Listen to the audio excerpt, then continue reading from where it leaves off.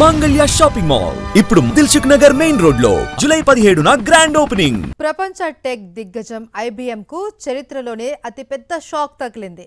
ఒక్క రోజులోనే షేరు విలువ 25% కుప్పకూలడంతో కంపెనీ మార్కెట్ విలువలో దాదాపు $70 మిలియన్ అంటే 6.7 లక్షల కోట్లకు పైగా ఆవిరయ్యాయి. గత 58 ఏళ్లలో ఎన్నడూ లేనంత భారీ పతనం నమోదు కావడం మార్కెట్లను ఆశ్చర్యానికి గురిచేసింది.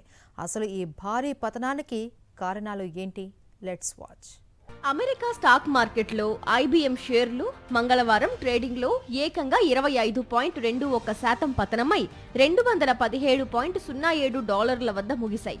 దీంతో కంపెనీ మార్కెట్ క్యాపిటలైజేషన్లో దాదాపు $70 బిలియన్ ఆవిరయ్యాయి. 1968 జనవరి తరువాత ఒకే రోజులో IBM షేర్లకు ఇదే అతిపెద్ద పతనం. వాల్ స్ట్రీట్లో ఈ పరిణామం టెక్నాలజీ రంగంలో పెద్ద చర్చకు దారితీసింది. ఈ పతనానికి ప్రధాన కారణం కంపెనీ విడుదల చేసిన ప్రాథమిక త్రైమాసిక అంచనాలే.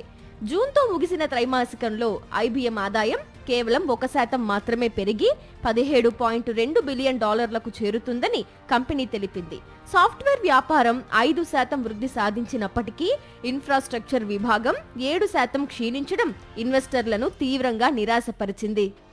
అంతేకాదు IBM CEO అరవింద్ కృష్ణ చేసిన వ్యాఖ్యలు కూడా మార్కెట్ను కలవరపరిచాయి.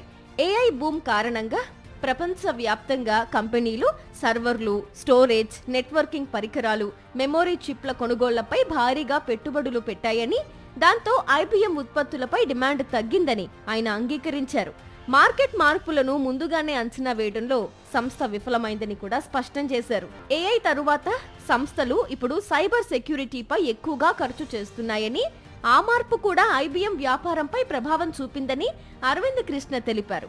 ఒకప్పుడు ప్రపంచ టెక్నాలజీ రంగాన్ని శాసించిన IBM ఇప్పుడు వేగంగా మారుతున్న AI మార్కెట్కు అనుగుణంగా వ్యూహాలను మార్చుకోవాల్సిన పరిస్థితి ఎదుర్కొంటోంది.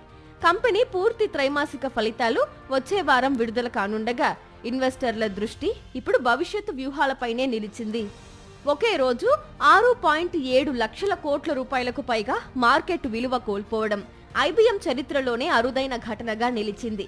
AI విప్లవంలో వెనుకబడితే ప్రపంచ దిగ్గజ సంస్థలకు ఎంత పెద్ద మూల్యం చెల్లించాల్సి వస్తుందో ఈ పరిణామం మరోసారి స్పష్టం చేసింది.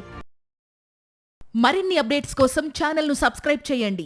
నోటిఫికేషన్స్ కోసం బెల్ ఐకాన్ పై క్లిక్ చేయండి.